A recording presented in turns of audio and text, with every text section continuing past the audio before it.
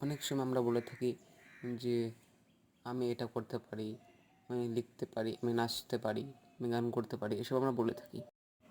তো এইসব বাংলাগুলোকে আমরা কীভাবে ইংরেজিতে ট্রান্সলেট করবো বা অনুবাদ করবো সেটা আজ আমরা শিখব। পারা শব্দের ইংরেজি হচ্ছে বা পারি শব্দের ইংরেজি হচ্ছে ক্যান। তাহলে আমাদের স্ট্রাকচারটা হবে সাবজেক্ট। সাবজেক্ট হচ্ছে যে আই হতে পারে, হি হতে পারে, শি হতে পারে, ইউ হতে পারে, রাহুল হতে পারে, ঠিক আছে। এটা হচ্ছে সাবজেক্ট। সাবজেক্ট প্লাস ক্যান, সাবজেক্টের পরে ক্যান বসবেই, ঠিক আছে। তারপর verb, main verb plus object.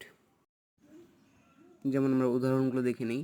আমি পারি, এখানে সাবজেক্ট হচ্ছে আই, ঠিক আছে। তাহলে আমি, পারা ইংরেজি হচ্ছে বা পারি ইংরেজি হচ্ছে ক্যান, তাহলে আই ক্যান। সে পারে, সে হচ্ছে হি, হি হচ্ছে সাবজেক্ট, হি ক্যান, সে পারে। তুমি পারো, ইউ ক্যান। আমি লিখতে পারি, আই ক্যান